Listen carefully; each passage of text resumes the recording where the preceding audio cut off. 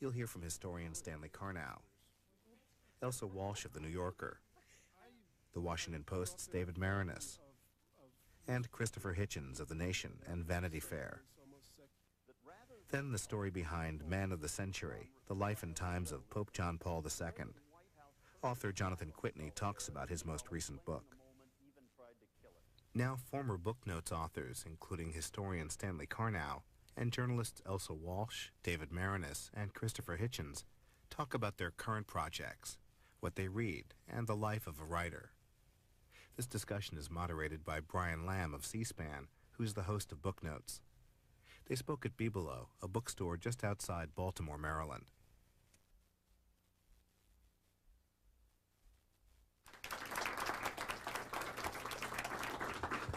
Thank you very much, Susan, and thanks to Bibelo on this Sunday afternoon when there are all kinds of things going on, including a miserable rainy day, that you all came out today and that our authors came all the way up here from Washington. Today took a little bit longer, about an hour-and-a-half drive, so thank you very much for going out of your way. You never know quite what to do at an event like this to get things started, but I went into the book and read the 4 excerpts from our 4 authors and tried to find something that would get us started here. And I think that maybe one of the best things I found was kind of a dispute between Stanley Carnow and Christopher Hitchens about whether or not they like to write. I found a quote in Christopher Hitchens' excerpt that says, "I hate not writing," and Stanley Carnow says, if I can find it here, and I can't, of course, "I don't know any writer who thinks that writing is fun." And then you've got George Will in the book that says, "If I'm not writing, I'm miserable," and, you know, that's not an exact quote. So why don't we start with, down at the end with Christopher Hitchens, come right down the row and ask each of our authors just to talk about writing and what it's like for them. Mr. Hitchens? Some people, I think, when I talk at what are sometimes called creative writing classes, having first established from the university what other kinds of writing it is that they're trying to teach out there, I always begin by saying, well, there are people who think they might like to write, or who think that it's a great profession, or perhaps a noble career, or a fine calling, this and that, although some of them have been told by their families they'll never make a living at it, and when are they going to get a real job, and so forth. But there are also people, I then go on to say, who feel that they have to write, that they write because they must write. And then I look to see if anyone looks up suddenly, as if to sort of catch my eye. And then that's the person I try and get hold of afterwards when it's time to go to the pub, because there's been that shock of recognition. They think, oh, how do you know? How did you know that's why I came here? It can sound both, if you like, probably does sound both pompous and vaguely demented to say that you're under a compulsion to write. But it does make sense to some people some of the time. I've noticed there may even be some people nodding in a sinister fashion in this audience, like a sort of Charles Adams cackle rippling through. Yes, yes, I've got to do it too. But that's the fact of the matter. I hate to agree with George Will about this, or indeed about anything else, or anything else indeed. But the truth is, yes, there's nothing like not writing for making you unhappy. And if you have the compulsion, then the only problem that you'll have as you surrender to this compulsion more and more is that you'll find that it gets harder the more you do it. Now that seems a shame. It should get easier. It should become more like a facility, for example. But it becomes more difficult, and it becomes more difficult because you are reading more and more work by better and better people, and you've lost the sheer nerve and blind solipsism that allowed you to think you could try it when you were young before you had made any proper comparisons. So it gets much more nerve-wracking and much more difficult, and in every way costly for you, and no doubt for your readers as time inches by. Mr. Marinis? Well, I can think of a few things that I enjoy more than writing, and when I was a kid there were only 2 things that I was any good at. One was playing shortstop and the other was writing, and I wasn't good enough to play shortstop for the Cleveland Indians, so I became a writer. And I grew up in a family of newspaper people and editors, so it was almost second nature to me, and I was the dumbest of my siblings, and so they all became professors, and I became another newspaper man. But I do love writing, and having made the transition from writing for a newspaper daily for many, many years to writing projects for a newspaper where I'd write once every few months to now writing books where it might take 2 or 3 years. And in this case, I'm researching a book that I haven't written a word about yet, and I'm more than a year into it. And so it's a different process of waiting to write. But now I am itching to start writing this book, and I love it when I'm up in that room writing. And what is that book, and when will it come out?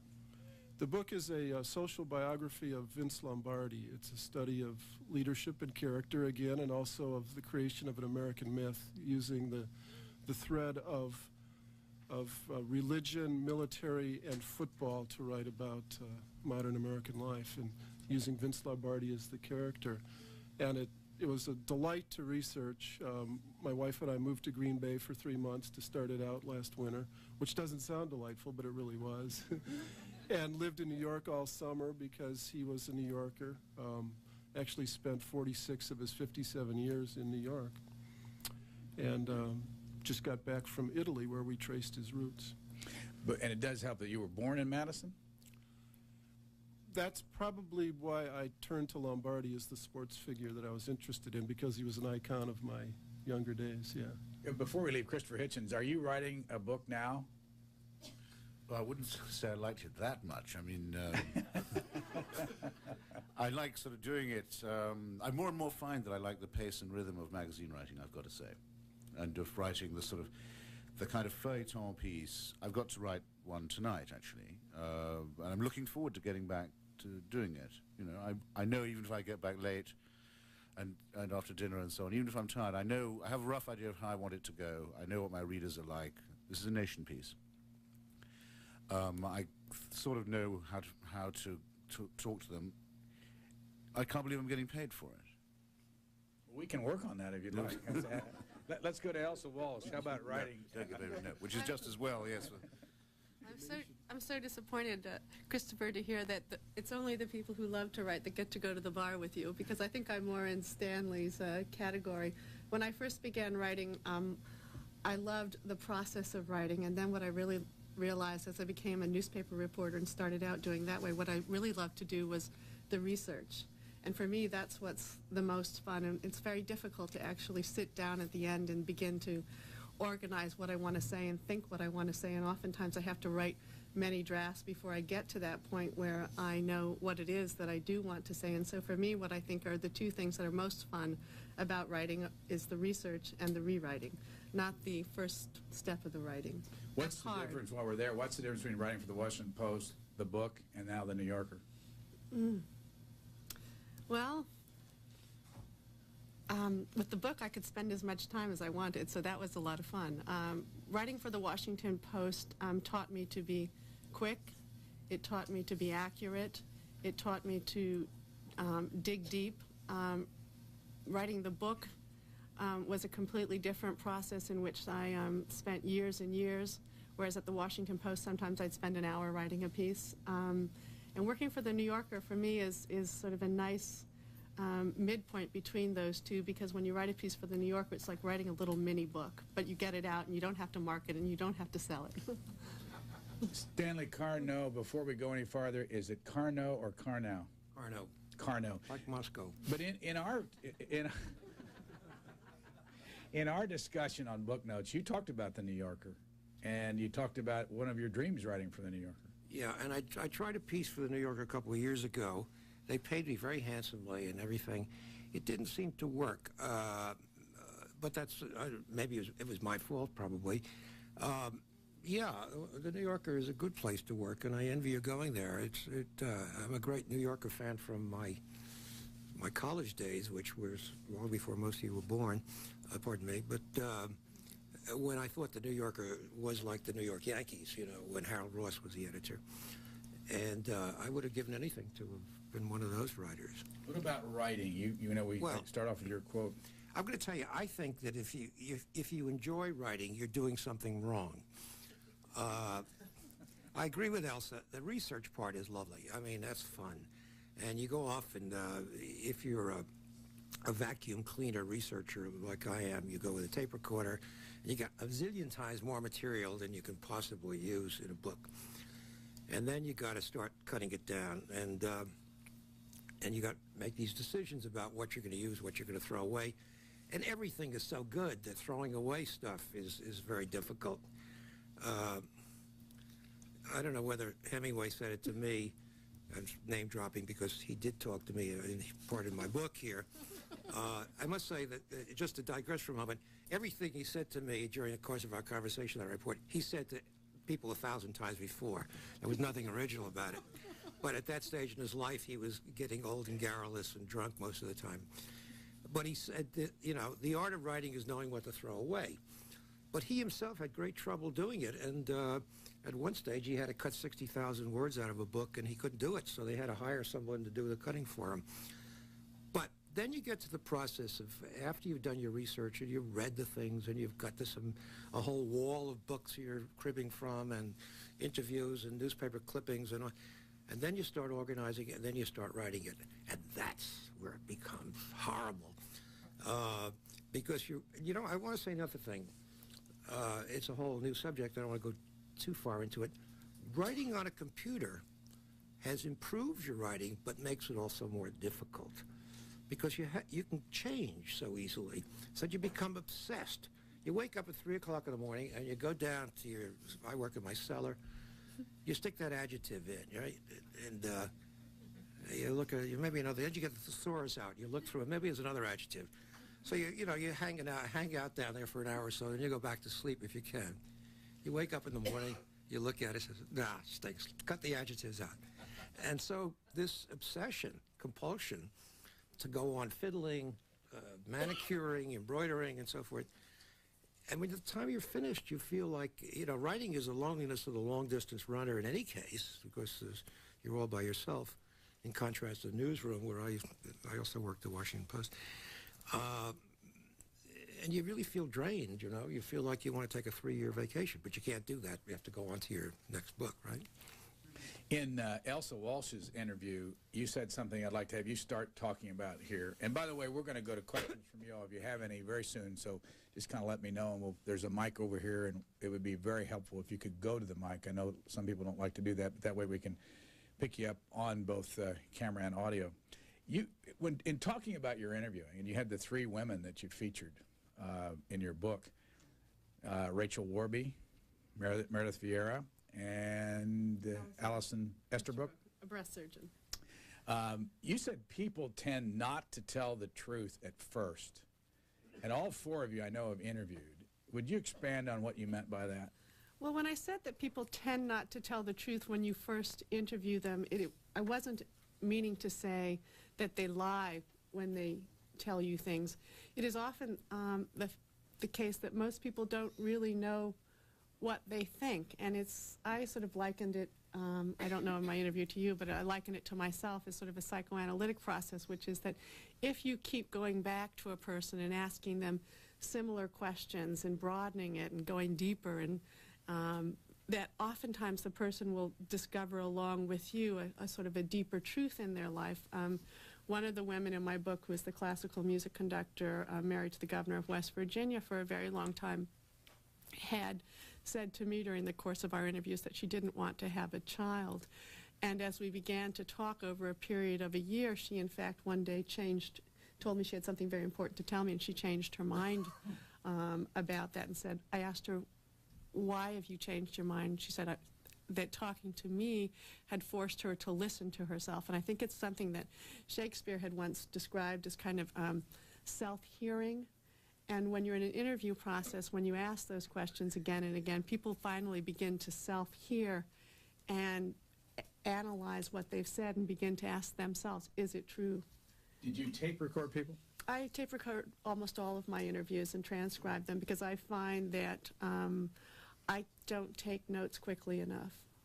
David Marinus, when you did the book on Bill Clinton, you talked, at least in our interview, you talked about how you interviewed him 6 times during the campaign of '92. But when you went to the White House folks and said you wanted to interview him about the book, you never got one. and Mrs. Clinton said something to the effect the lawyer said that he probably shouldn't do this. Would you want to expand on that and why you don't think he would sit for an interview? The day after the election in '92, I actually talked to D.D. Myers and Stephanopoulos, two of Clinton's aides, and they said that the Clintons respect you and they'll likely do interviews for this book. And I was flying up to Little Rock to actually do my first book interview with Hillary Clinton when I got a call saying, "Don't come. They want to delay it. They want to think more about it." And then for the next year and a half, that process of sort of stringing me out like that went on, and it ended up that I never did get the interviews, although they never formally turned me down. And then after it was over, they said that it was because their lawyer,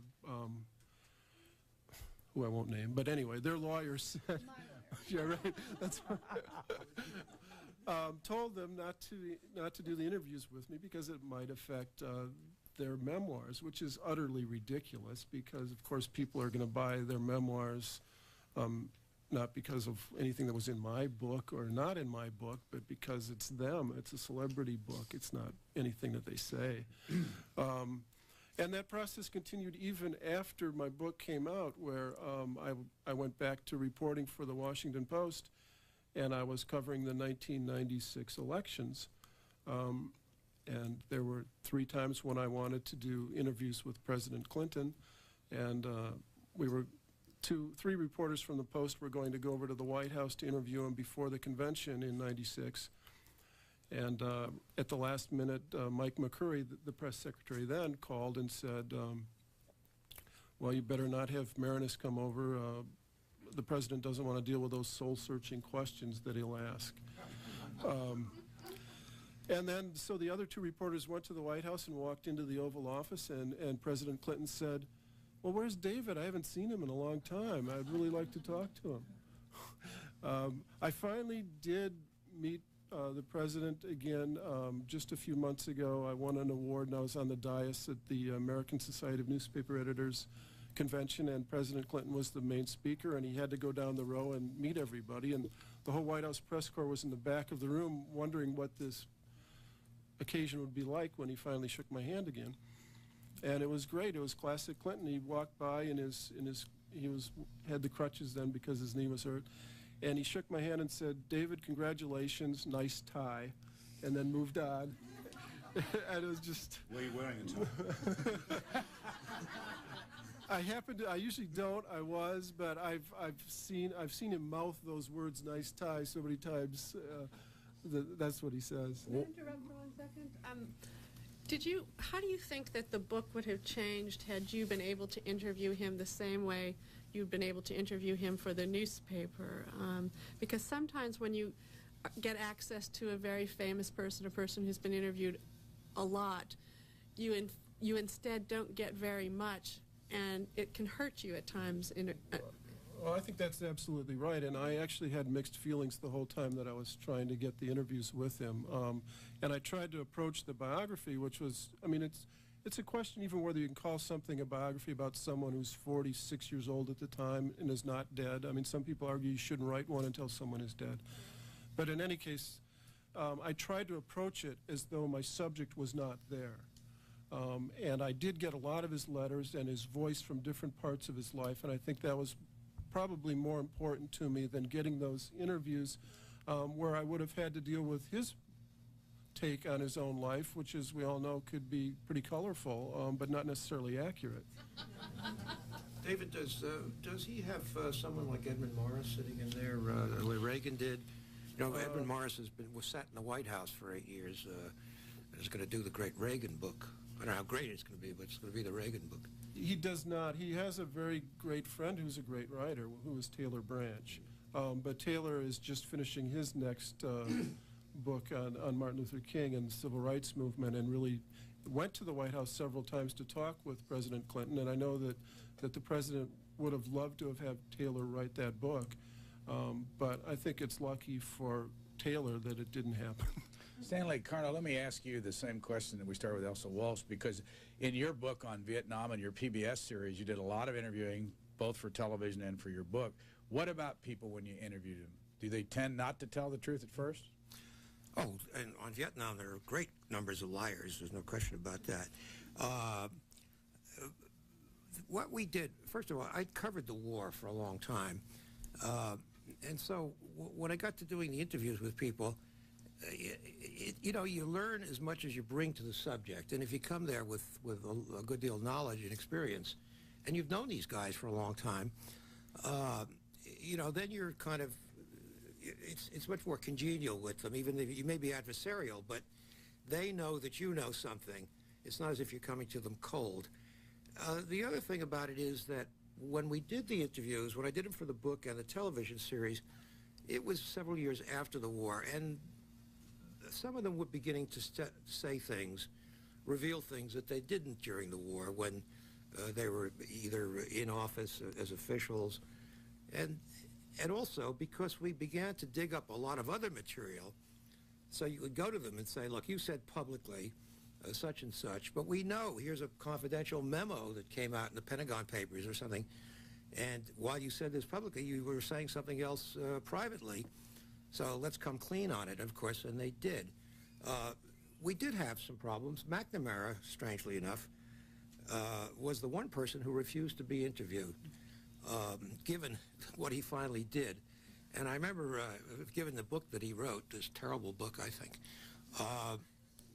this Mea Culpa, you know, which was, in which he says, as you may remember, he says we were wrong, terribly wrong about the war, you know, and Max Cleland, who's lost both his legs and one of his arms, says the book should have been titled Sorry About That. You know, I mean, it's no quite consolation for people, for McNamara to tell him it's wrong.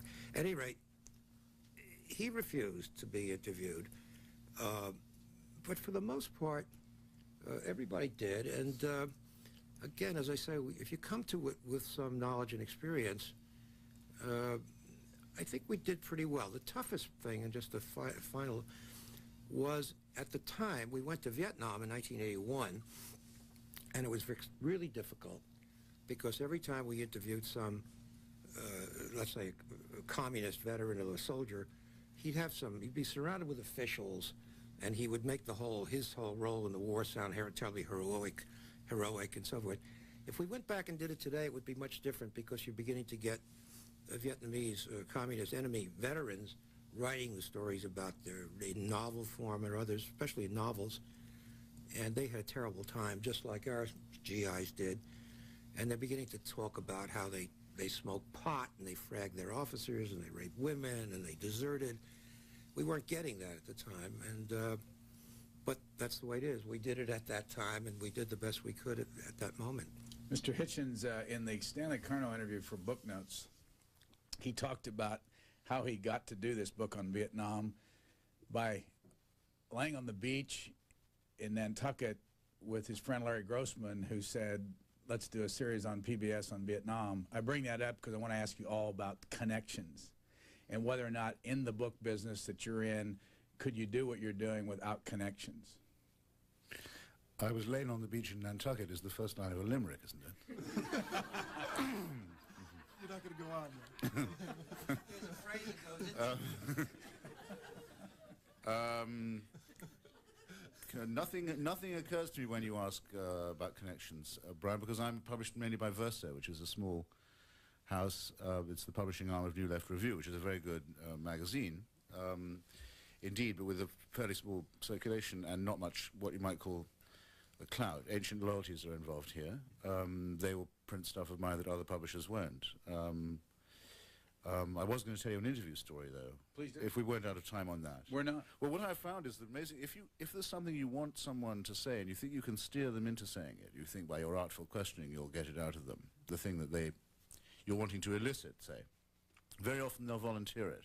Maybe it's something desperate in your manner, I don't know, but to borrow another line, this one is the first line of the first column that Hillary Clinton ever wrote for her column series. The first line of the first column was, "The first time I met Mother Teresa." I knew then what kind of column we were in for from the First Lady. But the first time I met Mother Teresa, I walked around Calcutta with her and, followed her with dog-like devotion, feigning an interest in her work, because I was what I was pretty sure of was that we were up against here a fundamentalist campaigner who was cloaking her fundamentalist agenda in apparent humanitarianism. I thought that was probably the story, but I wasn't sure. And it was difficult to sort of frame a question that would disclose it. But I thought, well, we'll see. She took me around. We went to some tiny orphanage, I think it was, that she had going there. And when she'd finished showing me around, she said with a huge gesture of her arm, taking in the whole scene, you see, this is how we fight abortion and contraception in Bengal. This is what we do, and this is how, that's what we do, and this is how we do it. So I thought, no, that's really interesting. That's what I suspected she was doing, but it's very good of her to have volunteered it. And I've had that happen in a number of other cases too. The very thing that you feel that people are least likely to want to disclose is actually the thing that's nearest the front of their mind. David Marinus, how about connections? Well, I think that undeniably the Washington Post is an important connection. It's a prestigious place to say you're from, and if you're covering politics in particular, I think it helps. Other connections, I think that I share with Elsa a connection to Bob Woodward, who's a close friend of mine, and he's always been very gracious in helping me, and helped me not get any contracts with the book, but we have the same editor, and once in a while he's called the people up at Simon & Schuster and told them to treat me right. Is that Alice Mayhew? Yes. So those are two connections which, you know, I'm not ashamed of. Elsa Walsh? Connections? Oh, the tough question for me. Well, it really is. Mr. Carno has to answer it too here in a moment. Let Go ahead. me tell you. Go ahead, Elsa. Connections do help. They help in everything in life, of course. I think, as David points out, being with the Washington Post or being with the New Yorker or having friends or relationships with people who are in the book publishing or in the media world do help people. However, if you look at some of the surprise bestsellers in the last couple of years, The Liars Club by Mary Carr, a small poet up in New York, of The Perfect Storm, written by a man who was, I think, a tree cutter. There are books like that, Angela's Ashes, a high school teacher. So good work can percolate to the surface. It's harder to get attention, to get that initial sort of plug, but I also know many very famous people who complain incessantly about how poorly they were treated by their book publishers, that there weren't enough books published or shipped or not there on time. So it helps, but you still have to do the work. Mr. Carno? Well, I think it's, you know, if you've been around the circuit for a long time, you do have a lot of connections. I mean, I like to think that, you know, if you were an editor of the Harvard Crimson, as I was 50 years ago, more than 50 years ago, and all those guys, or so many of those guys, spun off to become newspapermen, editors, publishers, and whatnot. And then you're in the newspaper business. You work for the Time Magazine, Life. I work for everybody. I can't hold a job. Then you get to know them. But the essential thing is that the connections are only as good as what they think your talent is. In other words, when Larry Grossman is lying on the beach with me in Nantucket and says, what about a television series on the Vietnam War, it's assumed that he thinks that I can do it. I mean, he just wouldn't walk down the beach and stop anybody and suggest it, right? So you've got to have a track record. The connections without the track record are useless. And today, I go out of my way to help kids or younger people. I call everybody kids, they're younger than I am, to get jobs and so forth. But I have to tell them that I think the letter of introduction, the reference, the phone call, that's not going to do you any good if you're really not any good, if you're not going to work at it.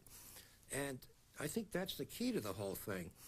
Sure, it's great, and we can't help but have contacts if you've been in this trade for a long time, but they're only as good as you are.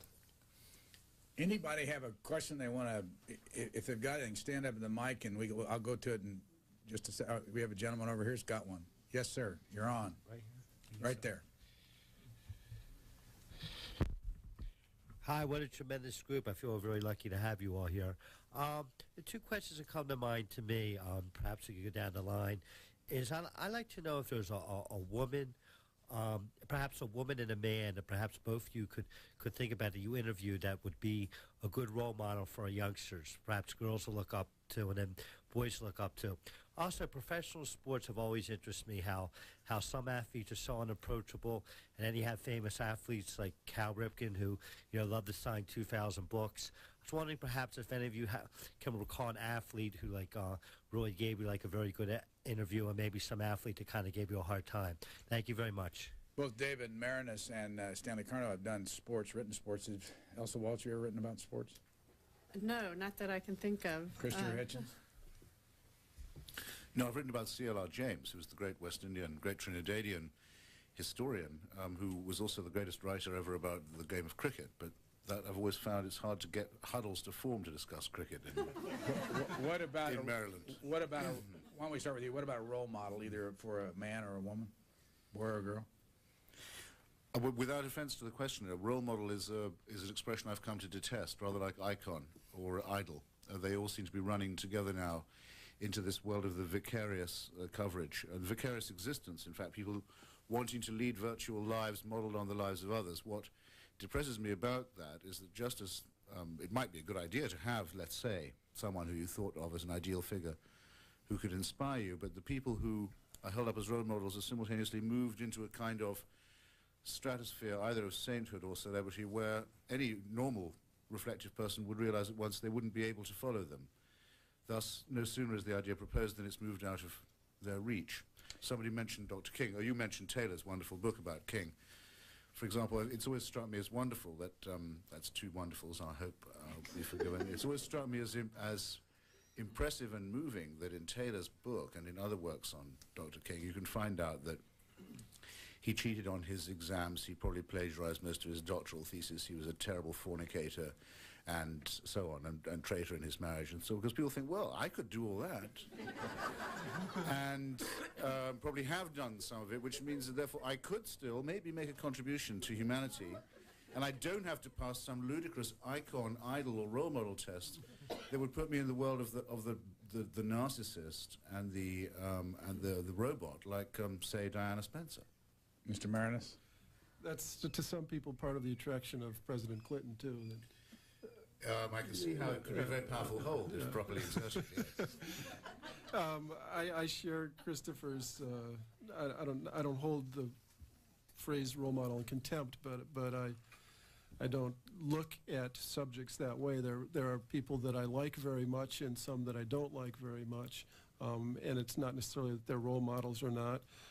In writing about Vince Lombardi, there are some aspects of his character that I find terribly admirable. And yet, at the center of him, there's a real contradiction in that he sort of came to represent God, family, and the Green Bay Packers, and he always said it was in that order, and it wasn't at all. It was the Green Bay Packers first and foremost. And at the same time that he was being held up by the establishment in the late 1960s as someone who represented order and discipline and responsibility. When my book comes out, you'll see that internally there were a lot of things going on there that contradicted that as well, and I think that's true of almost anyone that you study closely enough. The biggest thrill I've had in my career was spending a day with Muhammad Ali, and I'm sure that he has a lot of flaws in his life too, but that didn't matter to me. It was just so. He was so much fun and he just radiated something that was just delightful to be around him. And I sort of it's the one time in my life that I asked someone for an autograph. As a reporter, I've never done that before. And he not only did an autograph for my son, but he drew little stick figures of a boxing ring and had Ali and Frazier in it. And it was just it was fantastic. So I think that's the one person I've interviewed that I'll never forget. By the way, in our interview on Book Notes, you said you hadn't finally made up your decision whether to like or dislike Bill Clinton, and I got to ask you, it's a little bit late. It's a little bit later. Have you still not made up your mind? Well, I'll still give the same answer. I mean, I think that Well, if you liked him, we'd know by now. Yeah,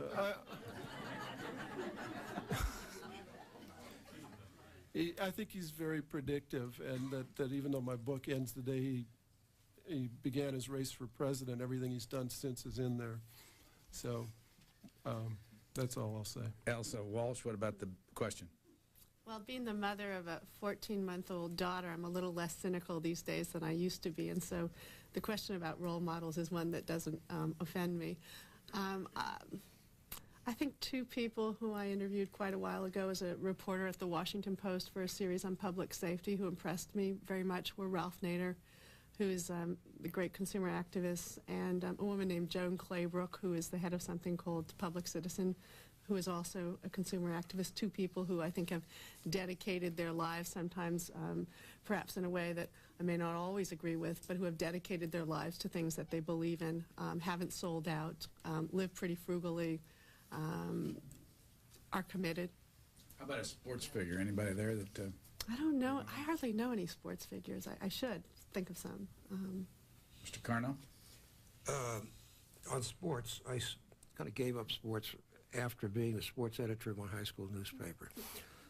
And the nail in the coffin was when the Dodgers left Brooklyn. That was the end for me. I've been going around trying to get a Dodgers baseball cap, but they all say L.A. on them. I couldn't do that.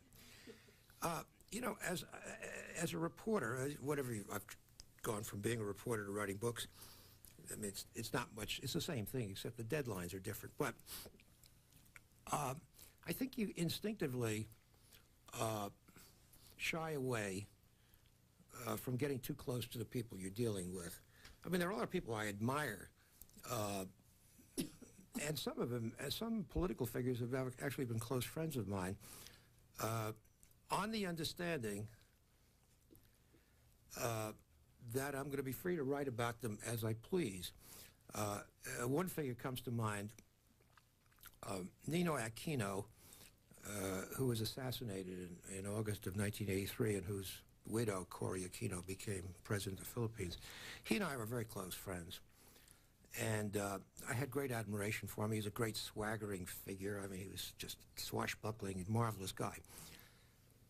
And I used to write about him occasionally, and I remember saying to him one time, Nino, I'm going to write about you, but mind you, I'm going to write about you warts and all, right? You may not like it, and he took that old Hollywood line, just spell my name right, and everything will be okay. So I can think of other people that I've admired. Senator Fulbright, for example, is one, at least the late Fulbright, not the Tonkin Gulf Fulbright. And in this book in Paris, Mendes France, who was a prime minister in 1954, and others I could go through, that I got to know and admired. But again, you want to keep a certain distance, I think, from public figures. Do we... sorry. Yeah. Not if I'm in anyone's way. Let me just ask those... Somebody, I was left holding the cynic's baton there for a second. Hold on just a second. I want to... If somebody has another question, why don't you go on up to the mic and then go ahead. Did you want to add something? Well, I mean, I wasn't asked who I met who I thought was cool. I was asked about the role model thing. Well, Christopher, who have you met that you thought was cool? So that I don't seem just to be the cynic, though my daughter is getting older, which does make one more cynical, by the way. I should say journalism is a wonderful profession. I mean, it's given me the opportunity to be photographed with Nelson Mandela, which is like you. I mean, I don't usually want these photographs for the grand piano. I don't have a piano, for one thing, but I did really want a photographic record of that handshake, very much. And I've met Václav Havel and other people who one is, so to speak, given little choice but to admire. And I was amazed to find, these people are not only good, they're as good as people say that they are, and good in the way you expected them to be as well, almost irritating, but also very inspiring and confirming. But by no means a role model for all those reasons. These are people who you couldn't very well model yourself upon. I think it may be dangerous to suggest this to people. In my own profession, and so I never miss the chance of mentioning, if I'm given it, the person I'm most proud to know is Salman Rushdie, and it's really ridiculous to say we're in the same profession, but it's been a great honor for me to know him before and during, and I like to think since, the fatwa. because I think the fight was being defeated now. Because I think it's a great honor to know someone whose only action has been writing, whose only commitment has been to the craft of writing, who would by now have been a Nobel laureate, I believe, for his writing if it wasn't for this, and will be in any case. And to have the combination of the greatest issue in the world, namely free expression, with one of the greatest authors in the world is a tremendous thing. And it's all done just by the pen. Yes, sir. First, an unsolicited testimonial for book notes. I was supposed to go to the book festival here in Baltimore early in September. Got the flu or cold, stayed home with your book, and I wish it had gone on 500 more pages. I recovered fairly swiftly, but I wish there'd been more to keep me company. If anybody cares at all about books, this is just a wonderful companion. And now the question, what role, positive or negative, have your editors played in the final product? Are they better, noticeably, because of the editor? Are they relatively no factor? Are they not as good as you would wish they had been, but for the editor's involvement? Mr. Carno? Well, I think that every writer needs an editor. Every writer's writing can be improved by a good editor. But many writers' work can be devastated by a lousy editor. And so, you know, what you've got to do is find yourself a good editor to start with. I'm talking about books now. And if you get one, stick with them and count your blessings you got one. Just one point, and I think my colleagues might agree with me. Books are being less and less edited today because editors, for the most part, are deal makers. That is, they sign the contract, and I sometimes suspect that in many cases the editor may not even read my manuscript, or if he did, it was just once over lightly. In other words, you know, the book business, or as to quote this piece of the New Yorker recently, they now call it the book industry, has become just that, you know, and the editors, I was very fortunate to have a young editor on this book who was very attentive and very good. But I really think a good editor is terrific and very important to you, and I welcome a good editor. I won't talk about newspaper editors, that's another matter. When I worked at the Post, we used to call it creative tension when you had to deal with editors. But anyway, I passed to Elsa and others. Let me just make a comment, because the editor of the Book Notes book, Jeff Chandler, is the same editor of Stanley Carno's book, and I can tell you, in our case, we would have been in real trouble without Jeff Chandler. He did a great job and a very active job and had a lot to do with giving us direction. Elsa Walsh? Well, I think writing is a cooperative process, and just as all writing, good writing is rewriting, all good rewriting involves a good editor. It doesn't always have to be the editor that is assigned to you. In my particular case, when I was writing my book, I had 3 different editors, all of whom contributed something to it, but I think that the 2 people who helped me the most in editing my book were my husband, who's also a writer, and a researcher that we had working for us at that time. I think that without them, my book would have been much sloppier, less tighter. I agree with Stanley that most editors don't have the kind of time that you might want, particularly as a first-time author, as I was, to sit there and hold your hand and go through something page by page and really talk about it. Mr. Maris? I have sort of contradictory feelings about editors in the first place. I give a speech to reporters called How to Stay One Step Ahead of Your Editors, and I've really tried to spend my entire career at the Washington Post developing my own ideas and thoughts and letting the paper accept those. But book editing is a different process entirely, and I was very lucky in that my parents sort of came out of retirement, first of all, to edit my book, and then Alice as well. But it is a different process, and there's really less editing in a book than the average person would realize, I think. I'll also do a little bit of disclosure for David. David was an editor at the Washington Post for a while and was thought probably to be the best editor there at the time, people really clamored to work for him, and I think that was because you got very involved in people's processes, but you also did something that many editors don't do, which is that you would talk out a story before it was written. Let's go to Christopher Hitchens, and we'll come back to Stanley Carno wants to add something. Mr. Hitchens? The United States is an over-edited culture, and the prestige of the editor is too high here, in my opinion, in publishing and in journalism too.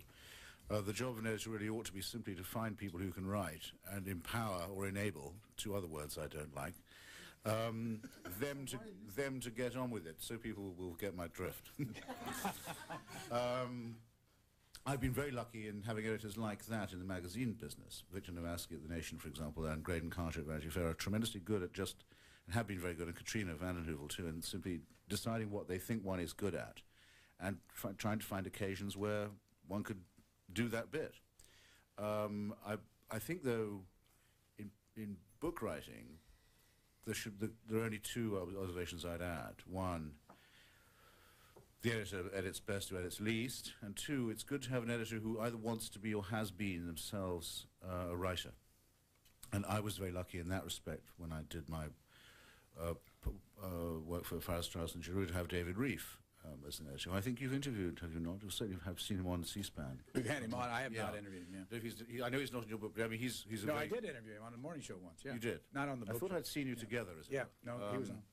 Well, anyway, to have someone who was himself a very, as well as being a tremendously good reader, I mean, someone who, I think that, I meant to say this earlier, so I'll say it now, the compulsion to read is not unlike the compulsion to write. People who feel they must be good readers, and that reading is something they have to do and must do, and they want to refine it. It's not just a leisure activity, it's an activity of its own. Will often make good writers, they'll certainly make good editors, I think. Mr. Carno? Well, one thing I do, and it's a form of editing, is to pass my manuscript around to several people, friends. It's not always a good thing to do because they tend to be too kind to you. And they tend to say it's great when and that's comforting in a way. The really tough editor, apart from the real editor, is my wife, who did incidentally did the illustrations for the book. And this is, again, part of what I call creative tension.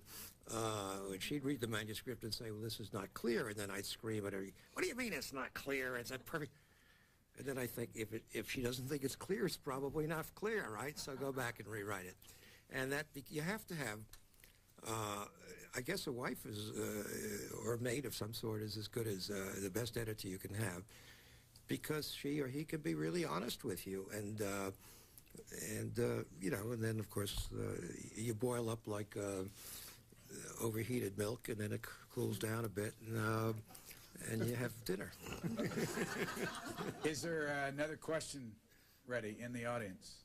Anybody have a question? If you think of one, please go up to the mic. I've got a couple more things I'll throw in the pot here. From our interview, Mr. Hitchens, on Book Notes, you said, I think that hatred, though it provides often rather junky energy, is a terrific way of getting you out of bed in the morning. I'd like to ask all of you about hatred, anger, and writing, and whether or not you ever do it together.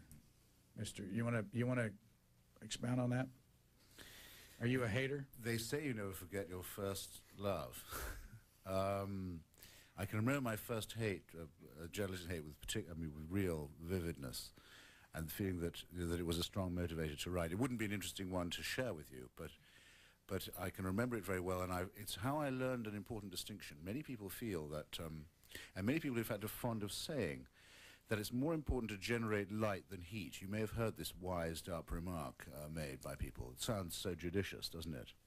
Poppycock, of course. I mean, there's no other source of light but heat. Where else could light come from but heat, if you think about it? Totally false distinction. Just like the people who say that if you're strongly motivated, or if you have an investment of that kind in a subject, that you won't be detached or objective about it. I think that's quite untrue too. You can be in a rage and be perfectly cold and controlled. At least you should aim to be. I spend most of my time in an extremely bad mood, and I hope it shows. Hoping really just to deprive people of whatever happiness they may be able to get from living with their illusions. Also, I have the arrogance to say what I think the illusions may be, you know. Usually it's the comforting ones. Sometimes it's illusions about individuals, like the woman styling herself Mother Teresa, for example. I think people shouldn't be allowed to just go around thinking, oh, thank heavens someone's looking after the poor, when they are not, or aren't proposing to, and they're not interested enough in finding out that she's not doing it either. I think, okay, I'll correct that. It makes me cross that there's so much complacency around. I think, I have a feeling in my, this is from memory, but I think we may have been talking about Dr. Kissinger when that came up. He was in the interview, yes. I check to see if I have a pulse every day. I check to see if certain things still annoy me. Does the New York Times still have that moronic thing on its front page saying all the news fit to print? Yes, it does. Do they not know the difference between a tautology and, oh, never mind, forget it, they're still there. How does the Washington Post still publish that ludicrous horoscope section? Yes, they're still doing it. And is there anything by Henry Kissinger in the paper today? And is he described as a mediator or as the chairman of Kissinger Associates or as anything but what I believe him to be? And has anyone ever asked him, you know, have you ever found a country that's better off for your attentions than it was when you found it? And things like that. Elsa Walsh, have you ever written from anger or hatred? I'm going to say something first. I interviewed a psychiatrist a couple of weeks ago who said that she works at St. Elizabeth's, and she said that one of the first signs that they see that somebody is getting mentally well is that they have a sense of humor, because it signifies an ability to think of the abstract. So I think you must be the sanest person in this in this building. I don't write from hatred, and that's probably, I mean, I feel like Pollyanna here. I write, injustice moves me as a reporter, and that is probably the thing that I find most motivating when I'm was as a newspaper reporter. And in the Three Lives book, the Divided Lives, and the three people that you wrote about, was there the injustice thing there with the three of them? Well, there wasn't a sense of injustice with that. What I was trying to get to there was a sense of why things weren't working out for these women, but for women of my generation and their generation, why there was a sense of sort of frustration and imbalance in their lives. And so injustice perhaps, but more a sense of sort of distress. Mr. Carno, were you ever angry during the Vietnam book? Well, I try not to be angry. What I think I tried to do was to convey how I felt by illustrating illustrating a case. I'll give you an example. When and I use that in the book, when General Westmoreland would go out, we'd go out after a battle, and you see these piles of enemy dead, which they call it the body count. It's a gruesome term. And he'd say something like, well, you know, life doesn't mean the same thing to Asians as it does to him, to us, I mean, to us in the West.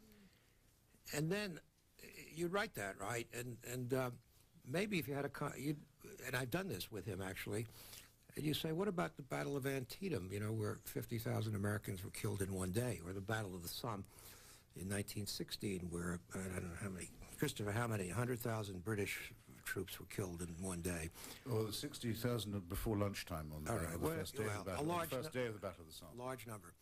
At any rate, so instead of sort of slamming my fist on the table and getting indignant and saying what an unprintable General Westmoreland is, tell the story and let the reader make the deduction from the story rather than get yourself wrapped up in a lot of angry adjectives, which in fact will deflate the story. Mr. Marinus. I stand in awe of people like Christopher who can turn their anger into humor. I can't do that. Crying inside. It seems like the only person I get angry at is myself. I have a sense of trying to understand everybody else in humanity except myself, so I tend to beat on myself about what I think, but have never really written out of anger. I do get angry at people who abuse power, and I tend to be most skeptical about people who are on top and more sympathetic toward those who are on the bottom. But it rarely crosses over into real hatred. Let me just ask one more question about the Bill Clinton situation. Did it make you angry when he wouldn't give you an interview for the book? And would that ever show up in? Well, it would in very superficial ways. I mean, I would be angry if I saw him talking to some schmuck somewhere and not to me, or posing for some photograph or being with celebrities. I mean, that's where my real anger comes out, the whole celebrity. You could have been on the videotapes with him. In other words, he would talk to somebody who really eviscerated him if that person were more sexy or famous than I was. But I was treating him fairly, and he wouldn't deal with me, and that really did upset me. Question from our audience. Well, my question is about anger also. Several people today have praised Angela's Ashes and Mary Carr's Liars Club, and I wanted to ask the authors, and perhaps Brian Lamb too, what do they make of the recent backlash against memoir writing? And last Sunday's New York Times, there was a review by Peter Kramer in which he was furious about the memoir that he was reviewing. So, what do you make of it? What was the memoir? It was an empty lap about a woman's, a Time magazine reporter and her husband's struggle with infertility and then their efforts to adopt an Asian baby. Might add to that question whether or not any of you read a good memoir or any memoir that you want to bring up along with answering the question. Well, I'm the one who brought up Mary Carr, The Liars Club, which I read very quickly. And for the first couple of chapters, I was quite sort of captivated by it and just thought, this is it's fascinating, this writing. She was writing in the voice of initially, I think, in a 4-year-old girl, and then she traced it up until about the age of, I guess, her late teens, early 20s. And after about 4 chapters, I stopped for a moment and took a deep breath and said to myself, well, how does she remember all of this stuff? Because there's all these long quotes. She can't keep a diary when you're 4 or 5 years old. And so I became angry with that book, even though I found it quite fascinating. I found it in the end dishonest. Mr. Marinus. I think you have to read most memoirs as fiction and not nonfiction. I don't think they're quite memoirs, but I love George Orwell's writings, and some of his greatest essays are about his personal experiences. I think his little essay on a hanging in Burma is one of the great essays of all time. George Orwell. Yeah. I wrote a quote down, by the way, from Mr. Christopher Hitchens' interview. My favorite radical journalist in history is George Orwell. Mine too. And Laurie Lee, who's another British writer, I think has written some great personal experiences about Spain. Yeah. What do you think of memoir in general? I tend not to read it. I mean, because I think of it as fiction. And so my wife has read both of those books, Liars Club and Angela's Ashes, and liked them both very much, and I haven't read either one. While we're asking, define what you think a memoir is, or you believe it to be. Well, I think it starts with someone's impression of themselves or what they would like to be or what they think they experience. But I think it's more the internal imagination really than the real experience of their life. What's the difference between an autobiography and a memoir? Well, sorry. No, go ahead. You probably look, everyone has a book inside them, which is exactly where I think it should, in most cases, remain. And I think that I was wondering who would be the first to launch a counterattack to this current tendency of solipsism, of people saying, why don't you just tell everything you can remember, and what you can't remember we can recover or retrieve from you with a decent agent. Thinking enough already with that, this solipsistic, this extension of the me decade, narcissism really, fitting all too well with the exterior-dominated celebrity culture that we talked about already a bit. But that, I think, would be at the expense of some well-wrought stuff. You asked for recent examples. I reviewed for the Los Angeles Times the other day, in the course of a series of books about Armenia, the memoir of a young reporter called Peter Balakian. It was a sort of Armenian roots voyage about his family in New Jersey. It was called The Black Dog of Fate. but it turned into an investigation of the buried history of Armenia and what happened to his people, and justified itself very brilliantly, I thought, in that way. He had been lucky in having an aunt who was an editor at the New York Times Book Review, so my review, it turned out, was pretty much superfluous. But I haven't read Angela's Ashes, but from what I gather, I do know the brother of the author, who used to be a barman friend of mine in San Francisco, which is where I do most of my researches, not San Francisco, the bar, I mean. And it seemed to me that this was justifiable as a revisiting of the idea of, how good is it to have religion and family values totally dominating your upbringing. Mr. Carno? Well, I want to preface it by saying when you're working on a book, you don't read very much, except the stuff that you're using for your book. By the way, is yours a memoir? Well, I'll get to that. I'll get to the third point. I will, though, in the middle of relaxing from work, and by the way, the best form of relaxation for me is crossword puzzles. I'm addicted to crossword puzzles. But I have been reading or rereading Justin Kaplan's biography of Mark Twain, which I hope is still in print. It's just a superb book, and you can really learn a lot about writing and America and the 19th century and a lot of other things from that. Is this a memoir? I call this a chronicle. Everyone's dumping on memoirs, so I got to get out of the way here. It is essentially, it's a part memoir in the sense that I have to tell about how I got to Paris when I was 22 years old, and how I got my job at Time magazine as a spear carrier and eventually became a correspondent. But that's the beginning of it. And after that, it's a series of chronicles of different aspects of Paris, of life in Paris, mostly about the French, actually, with the exception of that thing I mentioned earlier, a few interviews with Audrey Hepburn, Hemingway, the Duke of Windsor, and so forth, but most of it's about the French. So I like to call it a chronicle. It's going to be called a memoir. In fact, I went into a bookstore to see if they had it the other day. It was on the fiction shelf. But people can call it whatever they want. I'm surprised you say that about Kaplan's book on Twain, because I know you're very interested in the Philippines and have written a lot about it. And there isn't even a chapter in that book about Twain's famous and brilliant and misunderstood and underreported. That's true. Stand on the Philippine War. I did look on that, and Sitting in Darkness was the famous thing that Twain wrote. Yeah, he overlooked it. But I think, nevertheless, I mean, it's still a big book, and I think it's a marvelous book. We're getting down near the end. I want to give. You had a question? Yeah. Well, you could talk about book reviews and how you react to how your books have been reviewed, especially if you agree with any critical aspects. Well, you always sort of say it doesn't matter, although I can tell you that some do stick in your craw, and they come up, the sort of the bad reviews you can almost repeat word by word by word.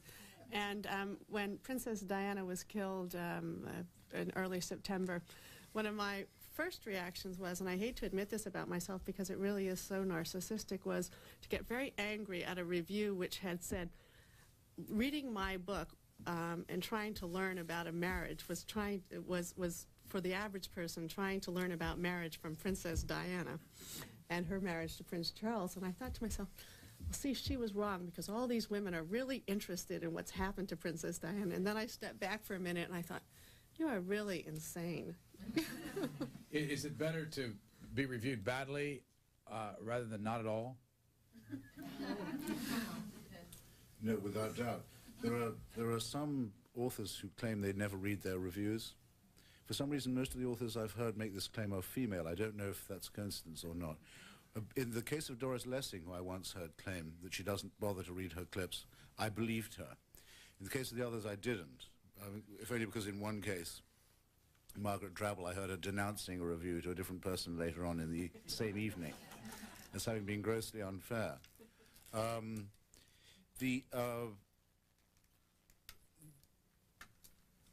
The experience that I alluded to earlier of having a close friend who wrote a work of fiction, a beautiful work of fiction, that posed the question of whether Holy Writ could or not be used for, could or could not be used for literary purposes, and then read in the paper the next day that he'd been sentenced to death and a large sum of money raised to encompassed this killing, suborned this murder for money by a clerical leader, has meant that I've never felt like complaining about any response to anything I've written ever since.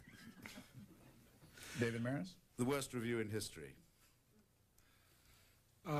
I did read all the reviews, and some hurt and a lot felt great, but the difficult part for me was my subject and the time when my book came out, when everybody had extremely strong feelings one way or the other about Clinton, and there were so many rumors around about him, and Whitewater was coming out, and the sex stories and everything, so that I think it was harder for people to focus on a serious biography than on some of the other splashier, irresponsible books that came out around the same time, and that's probably what stuck in me more than the reviews. Is there another question from the audience? Yes. Yeah. I'm not sure you covered this already, but I hope if you have, I apologize.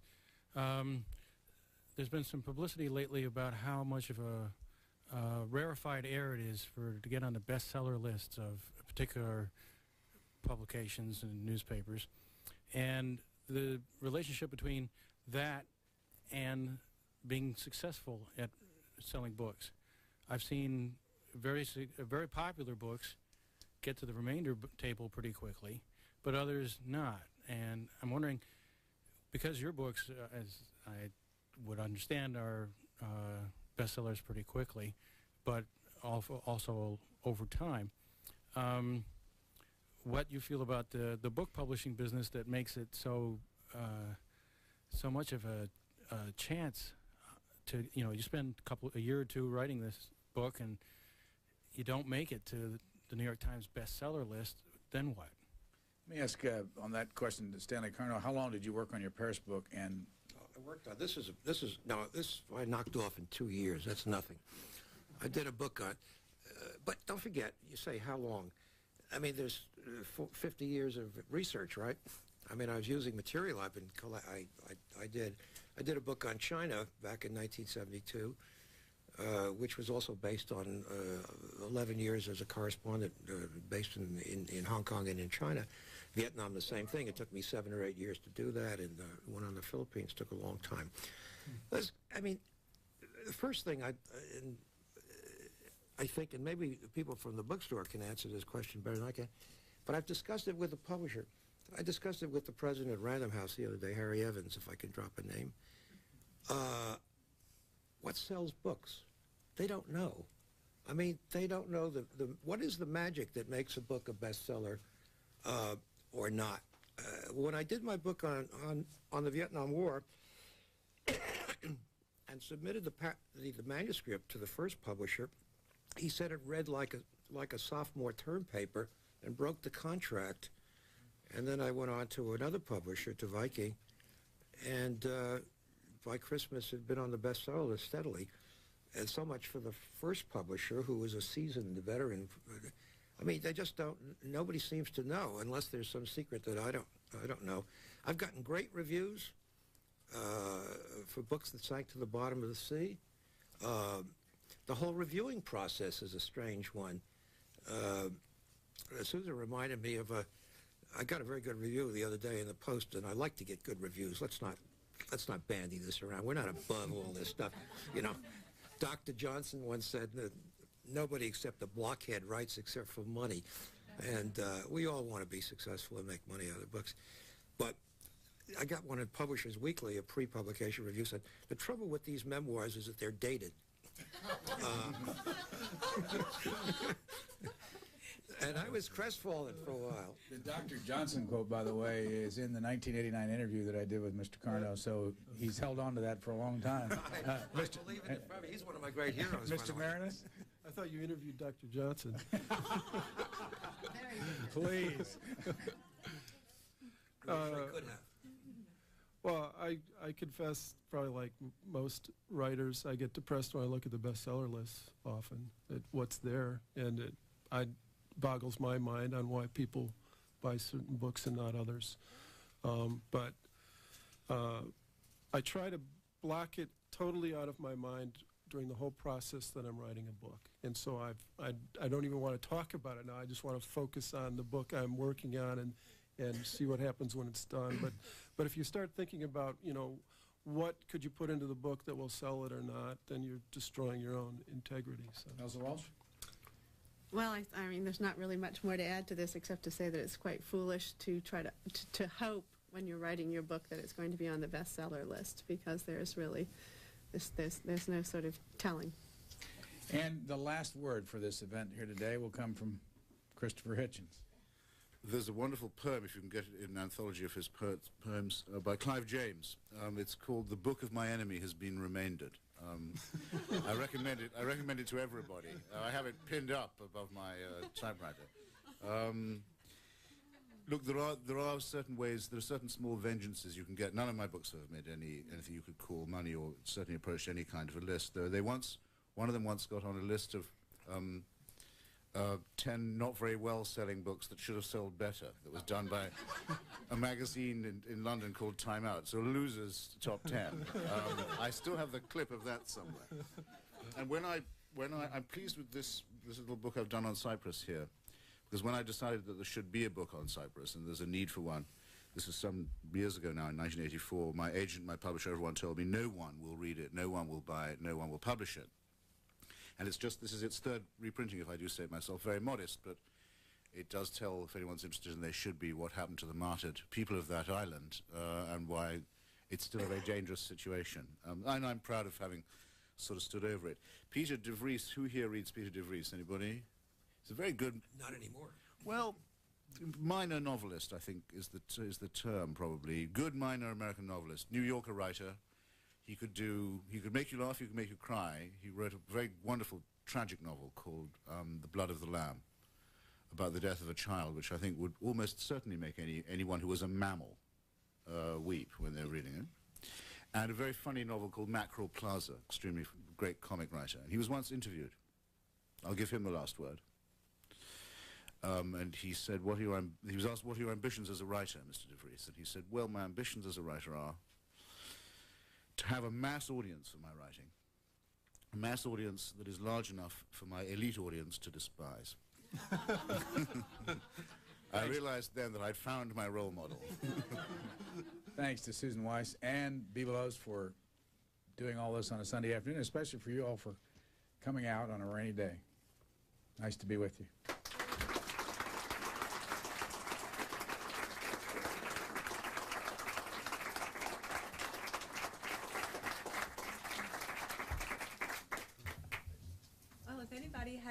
Or would like a book signed, please, you can make a line sort of down the aisle. You can make a line and come up and meet the authors. If you have a question for them that you'd like to ask, I'm sure that'd be fine too. And Brian Lamb would also be happy to autograph a book notes for you. Thank you all for coming. Okay, let's get you up here. Let's get everybody seated for a second.